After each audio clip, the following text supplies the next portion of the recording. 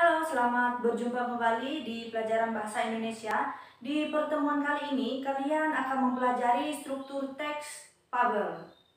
Nah, seperti kita ketahui, fabel adalah cerita yang menggambarkan watak dan budi manusia yang perilakunya diperankan oleh binatang. Nah, di cerita fabel ini, syarat akan nilai-nilai pendidikan, moral, dan budi pekerti.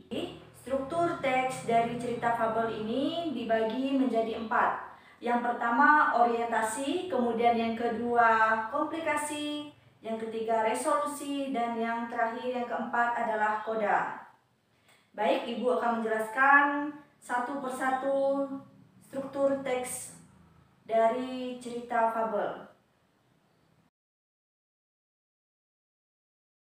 Struktur teks cerita fabel yang pertama itu dinamakan dengan orientasi. Nah, orientasi ini merupakan bagian awal atau bagian dari suatu cerita yang berisi pengenalan tokoh, kemudian pengenalan latar tempat, dan waktu dari cerita fabel tersebut. Kemudian yang kedua itu dinamakan dengan komplikasi. Nah, komplikasi ini merupakan konflik atau permasalahan antara satu tokoh dengan tokoh yang lain. Kemudian yang ketiga itu dinamakan dengan resolusi. Nah, di bagian resolusi ini adalah bagian yang berisi pemecahan masalah yang dihadapi oleh tokoh dalam cerita fabel tersebut. Kemudian yang terakhir itu dinamakan dengan koda. Nah, koda ini merupakan bagian akhir dari cerita fabel yang berisi perubahan yang terjadi pada tokoh dan pelajaran apa yang dapat diambil atau dipetik dari cerita fabel tersebut.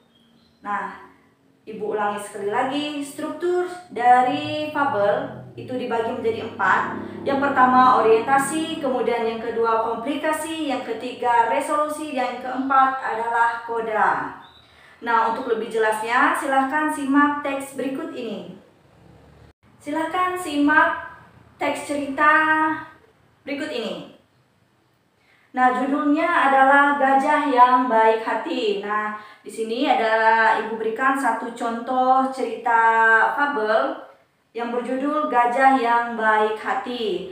Nah, di paragraf awal ini ada dinamakan dengan orientasi. Kenapa dikatakan orientasi? Karena di bagian awal ini berisi pengenalan tokohnya, yaitu si kancil dan gajah.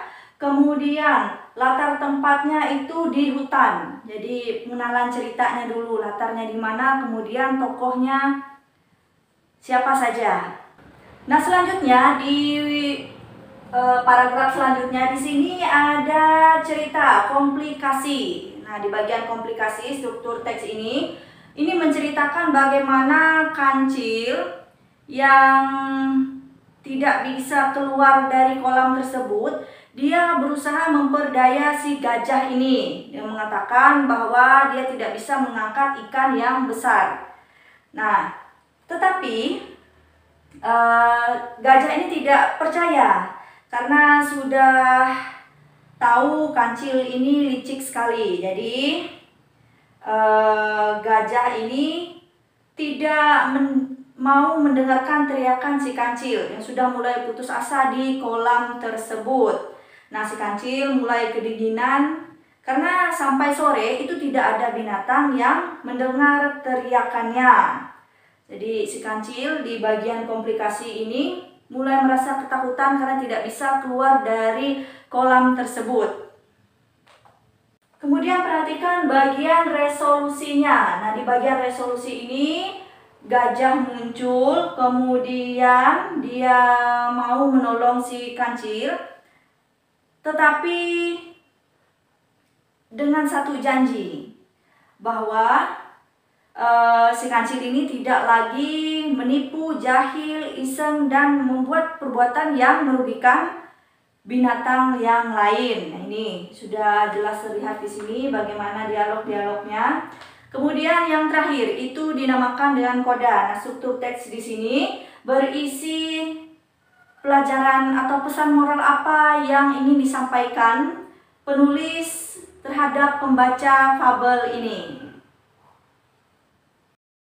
Nah, itu tadi penjelasan singkat dari Ibu mengenai struktur teks fabel.